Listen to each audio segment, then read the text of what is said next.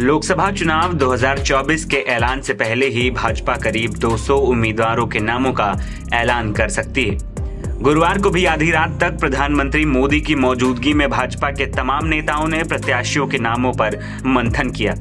इस दौरान लंबी चर्चा हुई और कहा जा रहा है कि बड़ी संख्या में कैंडिडेट्स पर सहमति भी बन गई। अब इन पर अंतिम निर्णय लेकर आगे कुछ ही दिनों में फैसला ले लिया जाएगा।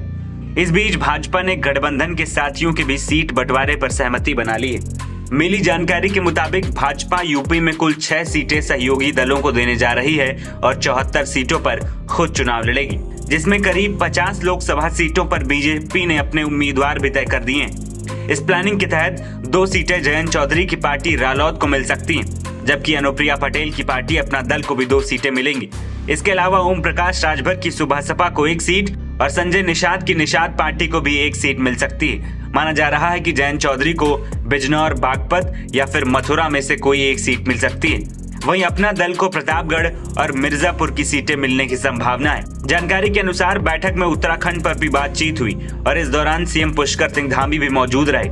बीते दिनों खबर आई कि राज्य की 5 सीटों के लिए बीजेपी के पास 55 दावेदारों के नाम आ चुके हैं। आपको बता दें कि प्रधानमंत्री की अगुवाई में हुई मैराथन बैठक के बाद पार्टी मुख्यालय में देर रात सीईसी की बैठक शुरू हुई।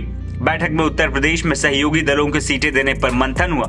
इस बैठक में उत्तर प्रदेश, तेलंगाना, पश्चिम बंगाल, छत्तीसगढ़, राजस्थान, मध्य प्रदेश, त्रिपुरा, गोवा, उत्तराखंड, गुजरात, असम, झारखंड, तमिलनाडु, पौंडीचेरी, अंडमान निकोबार, ओडिशा, दिल्ली, मणिपुर, जम्मू कश्मीर की सीटों पर मंथन हुआ।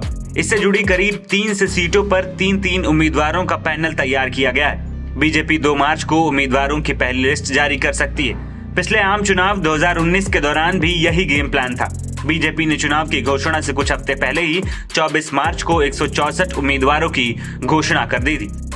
पीएम मोदी ने लोकसभा में राष्ट्रपति द्रौपदी मुर्मू के अभिभाषण के बाद धन्यवाद प्रस्ताव का जवाब देते हुए कहा था कि इस बार बीजेपी और एनडीए के लिए टारगेट सेट कर दिया गया है। पीएम मोदी ने कहा था कि देश का माहौल बता रहा है कि अब की बार 400 पार। अकेले बीजेपी 370 सीटें जीतेगी। एनडीए को मिलाकर आंकड़ा 400 के पार हो जाएगा। आपको बता दें कि बीजेपी को इतनी बड़ी जीत हासिल करने के लिए इस बार उन राज्यों पर ज्यादा जोर लगाना पड़ेगा जहां से पिछली बार पार्टी को बहुत ज्यादा सफलता नहीं मिल पाई थी। यही वजह है कि बीजेपी को इस बार सबसे ज्यादा उम्मीद दक्षिण भारत के उन राज्यों से है जहां पार्टी अब तक बहुत कमजोर मानी जा रही थी। एनबीटी ऑनलाइन की रिपोर्ट।